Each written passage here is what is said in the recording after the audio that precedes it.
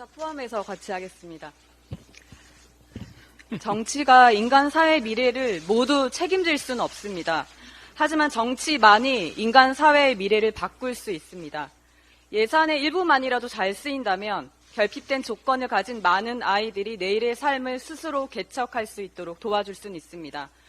부족하나마 제가 가진 눈높이와 역량을 다양성의 한 부분으로 삼아 많은 당원들과 우리 시민들이 올바른 정치에 참여하고 함께할 수 있도록 힘을 다하겠습니다.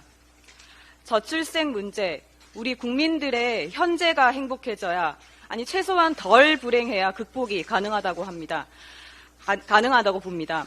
결혼을 하려 하면 주택 비용의 허덕이고 아이를 낳으면 사교육비의 허덕이고 그마저도 부모가 아이를 직접 키우려면 한 사람은 사회 경력이 단절됩니다. 물론 다른 한 사람의 뼈골도 힙니다. 그마저도 취업조차 어려워 결혼까지 다가서기도 힘듭니다. 그리고 그렇게 허덕이는 부모로 살아가는 과정을 직간접적으로 보고 듣고 겪은 청년들은 그 엄청나 보이는 부담, 삶의 무게를 짊어지는 것보다는 결혼과 자녀가 없는 것이 더 행복한 삶을 영위할 수 있다는 가치관을 가지는 것이 당연합니다. 저출생 문제가 20년 이상 지속되다 보니 우리 사회의 가족에 대한 문화, 가치관의 변화에까지 이른 것입니다. 여당과 정부는 저출생 극복 의지를 말하고 있습니다. 그런데 상당수의 대책은 출산과 육아에만 맞추어 있고 다양한 가족의 형태, 육아휴직 사각지대에 머물러 있는 자영업자와 새로운 노동 형태를 가진 노동자들에 대한 구체적 대책은 없습니다. 무상교육을 실시하고 세계 최초의 사회보장 제도를 도입한 것이 보수 우파의 비스마르크이고 그것이 지금의 독일을 만들어냈음을 우리는 알고 있습니다. 신속히 여야정 협의체를 구성하여 보건복지, 돌봄, 주거, 노동교육 등 사회정책 전방위적으로 문제 해결의 패러다임을 바꾸어 주시길 바랍니다. 네, 이상입니다. 전호수 최고위원님의 합류를 환영합니다. 네.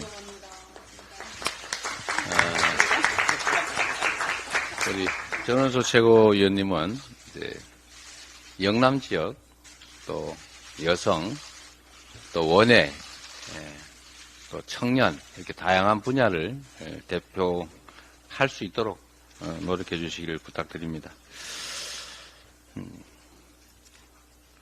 북한의 오물풍선 도발에 마이크가 이제 제대로 작동하네. 예, 마이크 좀 볼륨 좀 높이라. 전력 부족으로 그러나 싶었더니. 네, 북한의 오물풍선 도발에 정부가 9.19 합의 전면 효력 정지로 맞섰습니다. 한반도 안보가 강대치로 치닫고 있습니다. 참 답답합니다. 정부는 지난 2년 내내 북한의 분풀이식 말폭탄만 퍼부어왔습니다. 그 결과가 어떤 겁니까? 북한의 도발이 줄었습니까? 북한의 도발이 줄기는커녕 한반도의 전 영공이 무방비 상태가 되고 말았습니다. 이번에는 자동차 파손 정도로 끝났지만 앞으로 어떤 식의 위협이 계속될지 가늠하기 어려운 지경입니다. 한번 생각해 보십시오. 옆집과 분란이 발생하면 그 분란을 줄이도록 노력해야지. 옆집이 도발했으니까 나는 10배, 그럼 저쪽은 또 10배, 나는 거기 10배. 이게 기분 내기는 좋을지 몰라도, 분풀이에는 좋을지 몰라도, 결국 우리 집을 불안하게 하지 않습니까? 북한이 무서워서가 아니라, 북한을 위해서가 아니라, 우리 국민들의 안전, 대한민국의 안보를 위해서 필요한 실질적 조치를 해 나가야 합니다. 누누이 강조하지만 싸워서 이기는 건 하책입니다. 싸우지 않고 이기는 것이 중책이고 싸울 필요가 없게 만드는 것이 상책입니다. 진정한 안보가 바로 싸울 필요가 없는 평화 상태 아닙니까?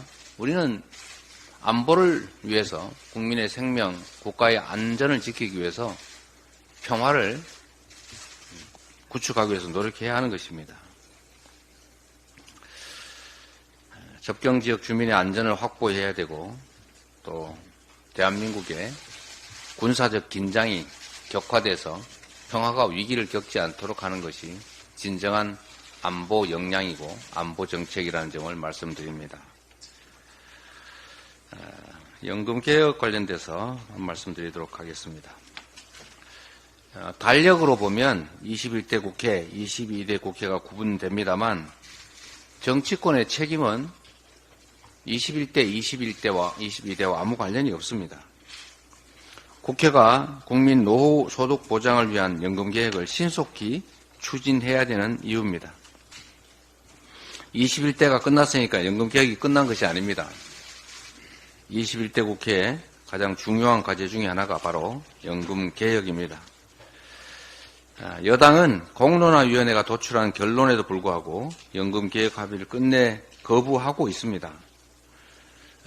모수개혁 부분이 실질적으로 합의됐는데도 구조개혁과 동시에 처리해야 된다. 분리할 수 없다. 이런 주장을 하고 있습니다. 국민의힘에 제가 하나 물어보겠습니다. 혁명과 개혁의 차이를 아십니까? 모든 것을 한꺼번에 바꿔버리자. 이게 혁명 아닙니까? 그러나 그게 어렵기 때문에 한 발짝씩 가능한 부분부터 바꿔나가는 것이 그게 개혁입니다. 갑자기 국민의힘이 혁명주의자가 된 것입니까? 구조개혁 안 하면 모수개혁도 안 해야 됩니까? 두 개 동시에 처리해야 됩니까? 모수개혁은 필요합니다. 합의됐으니 처리합시다. 그리고 모수개혁은 국민 부담이 따르는 만큼 국가의 역할을 분명하게 규정해야 합니다. 국민들이 불안해하십니다. 혹시 나중에 연금 지급 재원이 고갈돼서 나는 못 받는 거 아닐까? 이 불안을 해소해야 합니다. 방법은 어렵지 않습니다. 국가가 책임을 지는 것입니다. 국가가 지급을 약속한 연금을 안정적으로 지속적으로 지급한다는 내용을 국민연금법에 명문화하면서 동시에 모수개혁 법안도 처리하면 됩니다.